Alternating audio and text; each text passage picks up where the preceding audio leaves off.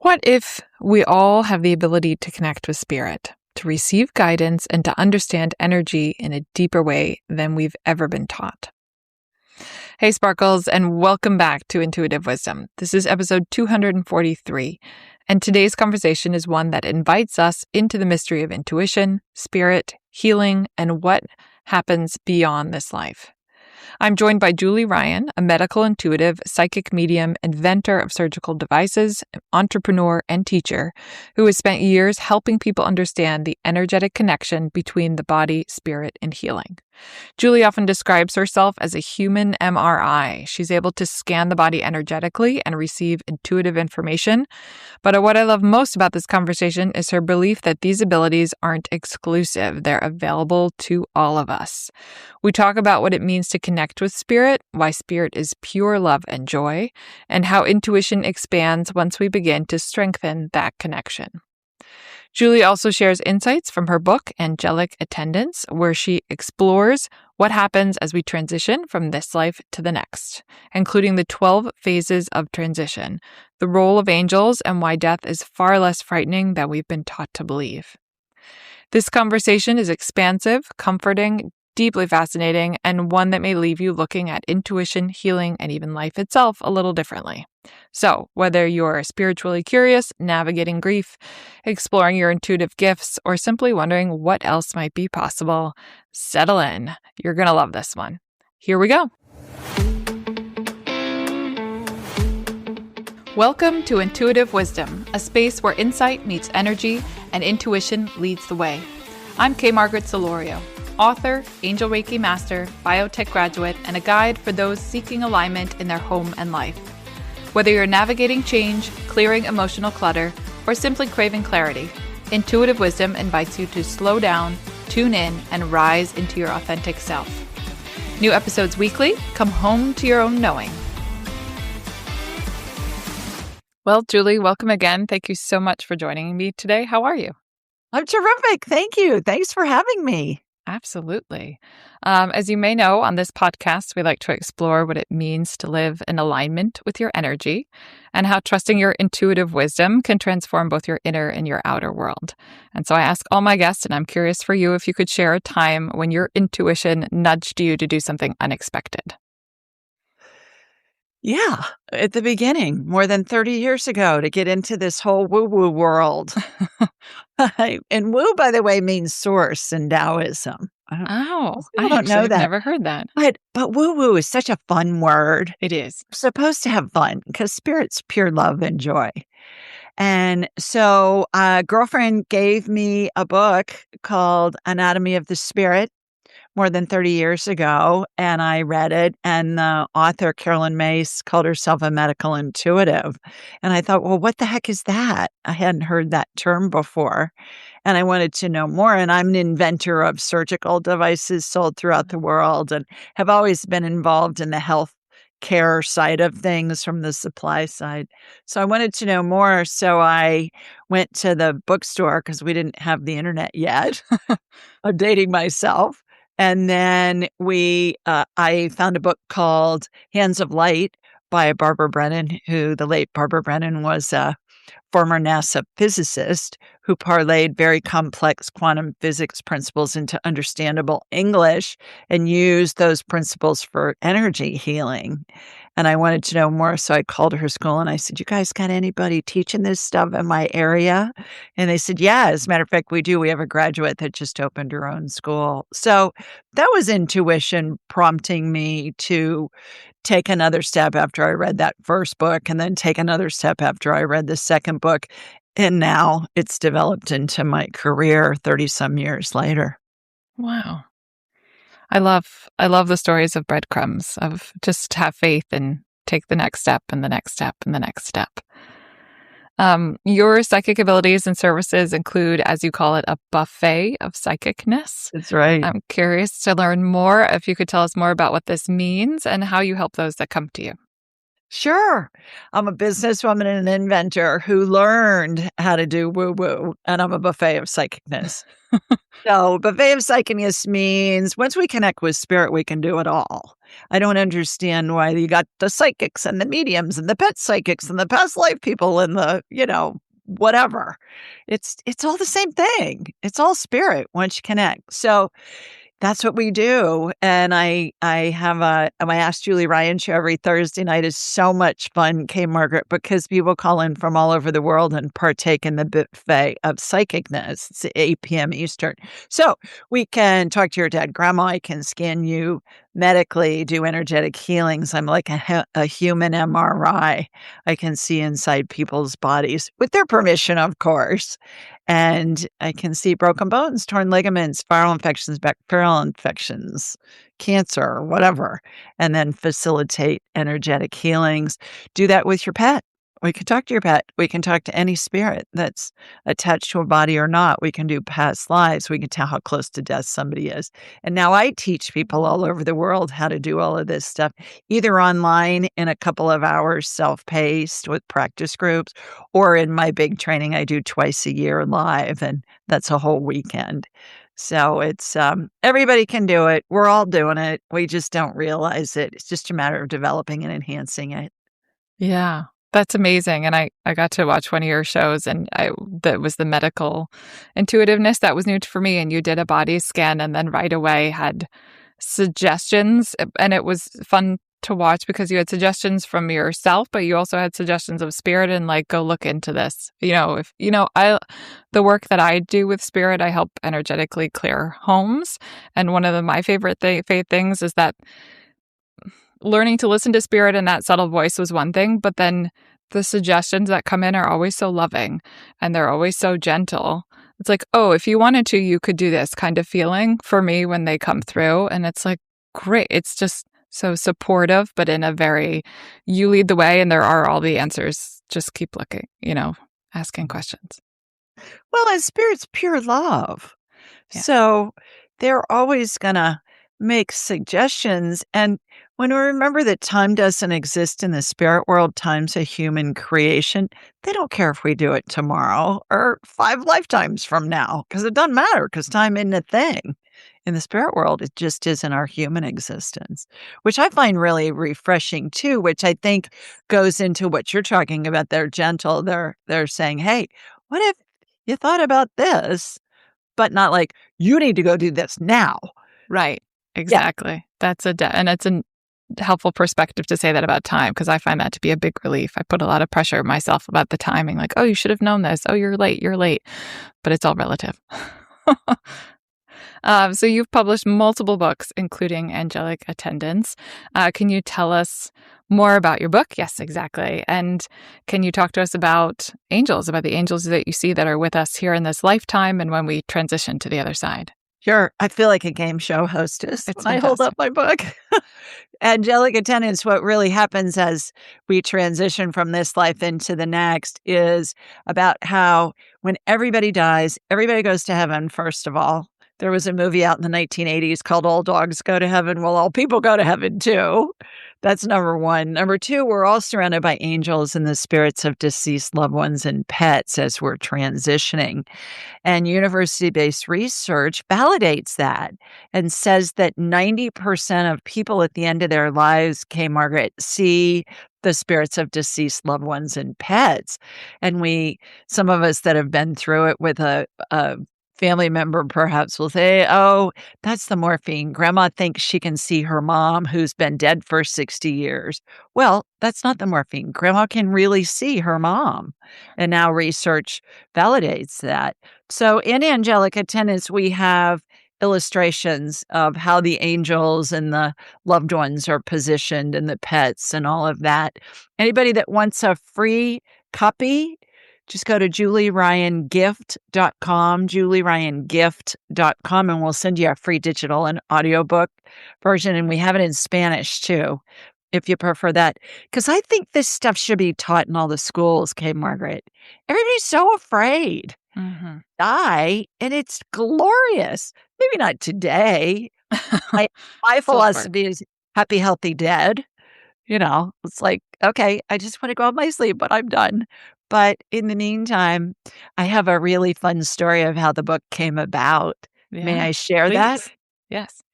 I was with my mentor one day, and I had been the first person I'd ever been with when they were dying was my mother in 2002. I'd never been around anybody dying before.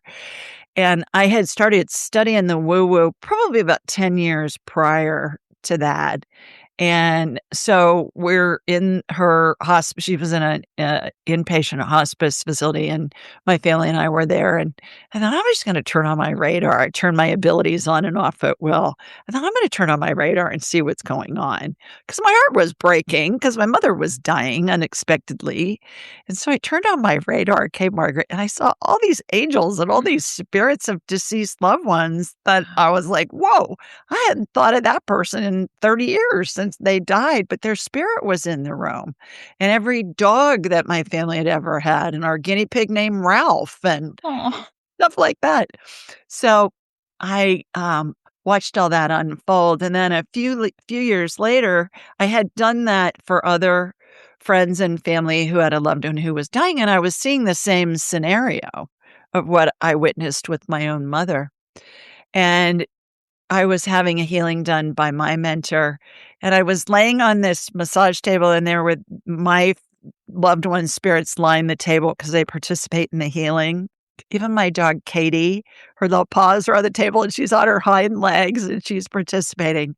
So this one day, this spirit of this dead pope walks in with his pope hat on and his shepherd's rod and the whole 9 yards, and I said, "Well, who are you?"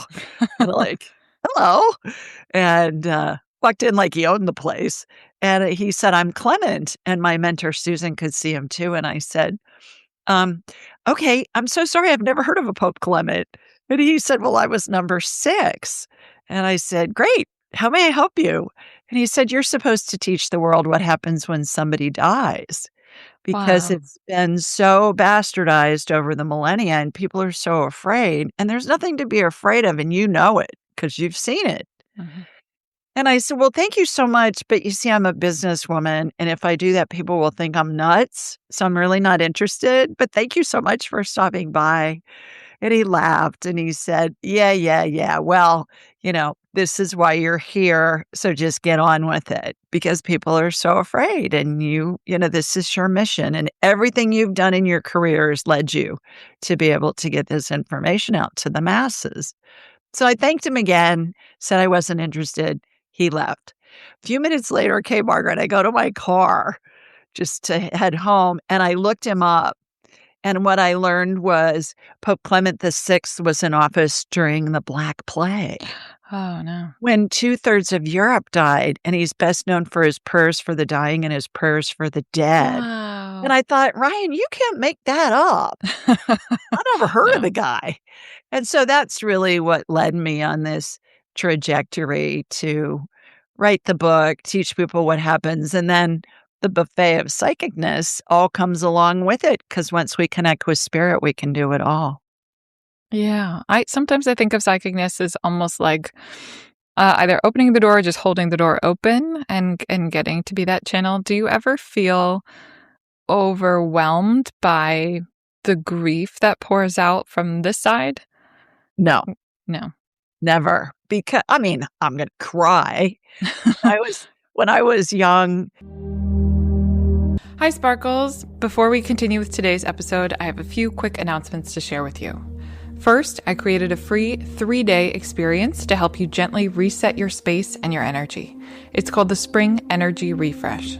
This isn't about perfection or deep cleaning your entire house. It's about clearing stagnant energy, inviting lightness back in, and reconnecting your space to the natural rhythm of spring, that freshness. Inside, you'll get simple guided checklists, reflection prompts, and grounding rituals. It's just 3 days, and by the end, your home will feel lighter, and so will you. You can download it for free at deliciousease.com/spring. And if you're ready for deeper support, I offer home frequency reset sessions where I help clear the energy in your home so your space feels calm, supportive, and aligned again. Our homes hold on to that emotional residue of everything we experience: stress, transitions, even old patterns. And over time, that can feel heavy. This work gently clears that buildup so your home can truly support you. And I work remotely, so we can really easily fit it into your schedule.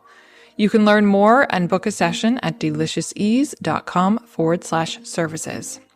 Also, if you're looking for more, my book, Make Ease Your Vibe, is available on Amazon in both paperback and Kindle versions.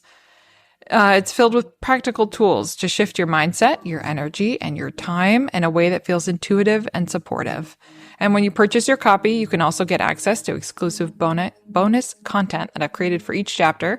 If you go to deliciousease.com and click on book at the top, there'll be a place to enter your information and get access.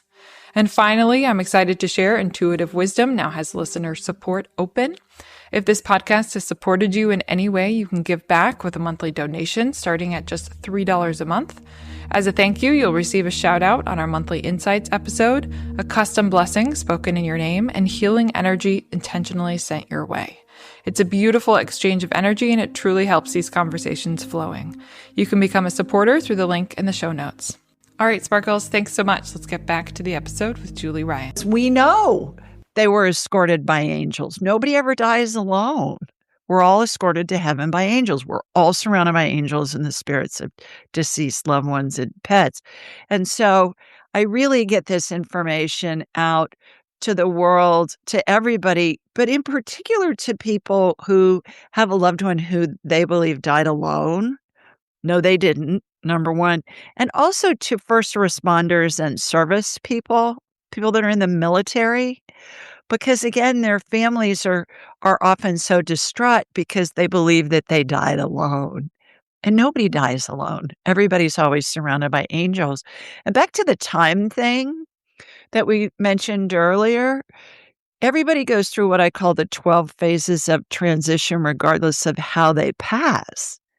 If it's instantly, like in the case of a homicide or suicide, or whether it's over a prolonged period of time, days, weeks, months, even years, everybody goes through the 12 phases because, again, time doesn't exist in the spirit world. And is So that people find that really comforting. 12 phases on this side or 12 phases on the other side? 12 phases on this side. On this side. There's lots of information I've found, Kay Margaret, out there about what happens in the afterlife, what happens in a near-death experience, how to grieve, but not much information about what's happening when somebody's actually dying. And that's what we're afraid of. And so that's what I've come up with, the 12 phases, the position of the angels, who's there, who's running the show, all of that. And everybody goes through that. And it sounds like almost the fear that Pope Clement was talking about is not just your own fear of dying, but fear of what happens to your loved ones when you're not with them in the physical. Well, not only that, but also the loved ones when they're around the person who's dying, because they're all thinking, oh, I'm going to be there one day. I wonder what's happening. What are they really perceiving? And that's what people are afraid of. Interestingly enough, at my mother's funeral, there's a prayer said at the end of every Roman Catholic funeral called In Paradisum. And in Latin, it means into paradise. And it talks about how the angels and your loved ones will greet you and lead you into paradise. Well, that's what I saw happen with my mother. And that's what I have come to coin the 12 phases of transition. So when I was writing Angelic Attendance, I thought, I wonder where that prayer originated. And so I looked it up. And what I learned was it began as a 5th century Gregorian chant. And I thought, well, maybe it took till the 5th century till somebody was really well educated enough that they could read and write. And somebody wrote down what happens, as these spirits and angels are surrounding people. And perhaps it took till the 5th century till somebody wrote that down. And back then, the people that were educated were men, and most of them were scribes living in monasteries and synagogues and mosques. So I believe people have been able to see the 12 phases of transition since the beginning of time. And we're just now getting to the point where we can talk about it in a way that most of us can read and write. And now there's, as I mentioned, there's university-based research that validates all of it. So I love it when science catches up with woo-woo. Yes, I agree. And does it feel then to you that it's becoming more common knowledge. I think in the past too, like you said, scribes were off on their own, or and sometimes in the church-based system, that knowledge lives by itself, or even with healers, you go see the healer. Like it's not something that everyone is familiar with. Something you go get consultation on. What I'm finding is that people are resonating with the 12 phases of transition. It's being presented in a way that's digestible or relatable for them. Certainly, critical care providers in ICUs, CCUs, emergency rooms, surgeries, places like that, they've all witnessed different aspects of this. Somebody talking to a deceased loved one who's there, and we just think they're hallucinating from the morphine, and they're not. Now we know they're not. Or all of these different things that happen in the 12 phases that people have seen, whether they be a medical provider, whether they be a hospice caregiver, or working in a hospice facility, and even a lot of funeral directors. The families come in to plan the funeral, and they've got these stories that are amazing. And it all resonates, not to mention it just resonates with the average person because they've either witnessed this with a friend or a family member at the end of their lives, or they've heard about it. And so this gives it an explanation. There's one phase in particular in the 12 phases I'd love to reference because, again, there's research that corroborates it. Middle of the phases, the way that the spirit exits the body is in a bubble. Looks like a cartoon speech bubble, and it hangs on to the top of the head. And then there's angels and spirits of deceased loved ones come in. It's the maternal spirit closest to the person who's dying who runs the show from the spirit world. That surprised me. I thought God probably had like a death and dying department where he'd say, okay, Susie Q's died in Seattle, dispatch some angels to go help her with that. It's not the way it works. It's, as I perceive it, it's the mother spirit. So my mom's deceased. When I'm dying, it will be my mother who's there. Had she still been alive, it would be my maternal grandmother. Had she still been alive, it would be her mother. It's always on the maternal side, which is interesting. And then these other loved ones come in, and angels, big angels. I'm a Catholic schoolgirl. I was taught how they look. Wings, white gown, bare feet, rope belt. Is that what they really look like? That's how I was taught they look.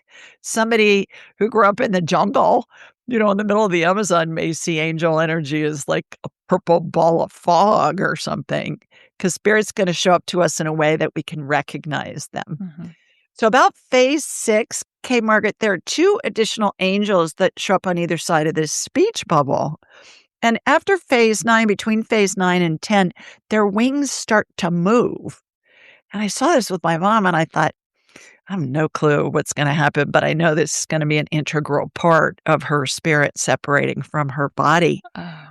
And so they moved in this slow, rhythmic, graceful movement. Reminded me of a giant owl. You know how owls are silent and it's smooth, and it's a rhythmic movement of their wings. So with my mother, and then I've seen this a bazillion times since, the movement of those angels' wings creates a vortex that forms above the dying person's head. Think of a tornado funnel cloud, and it has this upward pull. It feels like driving through the car wash at the end when they turn the dryer on and it's sucking all the water off your car.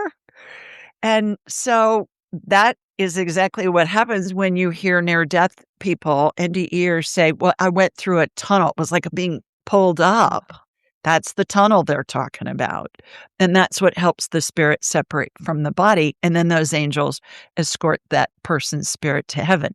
So when I'm writing Angelic Attendance, I thought, I'm just going to look up owl wings vortex. And I did. Come to find out, there's this thing called the wingtip vortex. Wow. That is an aeronautical engineering phenomenon that affects everything that flies. It's how the air goes under and over the wing, and it causes a vortex underneath the wing and causes lift. Oh, of course. Oh. Every pilot, every plane, every jet, every bird, every bug, every kite, anything that flies how the air goes over and underneath the wings causes a vortex. And there are thousands upon thousands of aeronautical engineering drawings online and articles and, all this information. And I thought, okay, how cool is that? I'm watching this phenomenon get created from angels in the spirit world. I can see it, I can hear it, I can feel it in this world. And it creates this vortex with this upward pull in our human world. So it's pretty remarkable. That's yeah, that's amazing. It's wonderful to hear. And I love when we see the dimensionality of things that are in plain sight, things that, you just walk by or take for granted or go on a plane and don't even think how, exactly it's lifting, or that phenomenon occurs naturally in so many other places and now in the angelic realm too. That's very exciting. Exactly. Is there I was squealing when I saw that online. I was like, oh my goodness, this is amazing. Connection. So I was led to look it up, obviously. Yeah. Spirit led me to, Curious. to research that. I love that. Is there anything else you would like to add to our conversation today? Well, just, call into the show on a Thursday night at 8 Eastern, 7 Central, and 5 Pacific. It's a blast. We do a YouTube live stream at the same time. I have a bunch of graduates that work with me. We all do appointments, private appointments. I have lots of classes. I have everybody can do this. You don't need any prior training. It's just a matter of being interested, and everything's at AskJulieRyan.com. Wonderful. And of course, include all the links in the show notes. And thank you so much. I really appreciated this conversation. You bet. My pleasure. Hi, Sparkles. I want to try something new and share a few post-interview reflections. What I loved most about this conversation is how grounded and expansive Julie is at the same time. She has this beautiful ability to speak about spirit, intuition, and healing in a way that feels approachable rather than overwhelming. And I genuinely enjoyed reading Julie's book, Angelic Attendance. It opened up conversations around transition, grief, spirit, and what may happen beyond this life in a way that felt comforting, thoughtful, and deeply compassionate. She includes lots of stories of different people she's worked with and helped, and stories always make it real, right? Easy to connect with.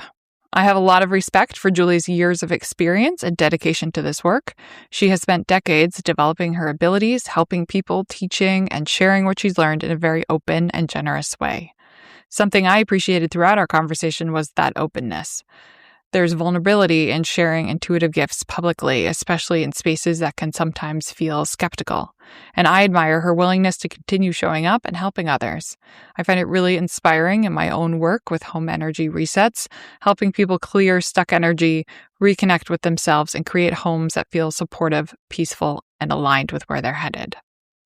I'd love to know what part of this conversation stood out to you the most.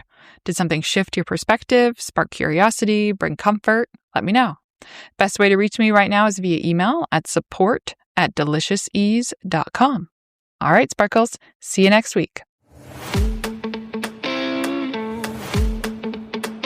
Thank you for joining me on Intuitive Wisdom. If this episode brought you clarity or inspiration, please take a moment to leave a 5-star review. It truly helps others find this space. And if someone you love, you could use a shift in energy, share this episode with them. You never know what might resonate. For more, explore my frequency reset service, tune into more episodes, or begin the journey through my book, all at deliciousease.com. That's DELICIOUSEASE.com. All right, until next time, trust your energy, honor your space, and keep coming home to yourself.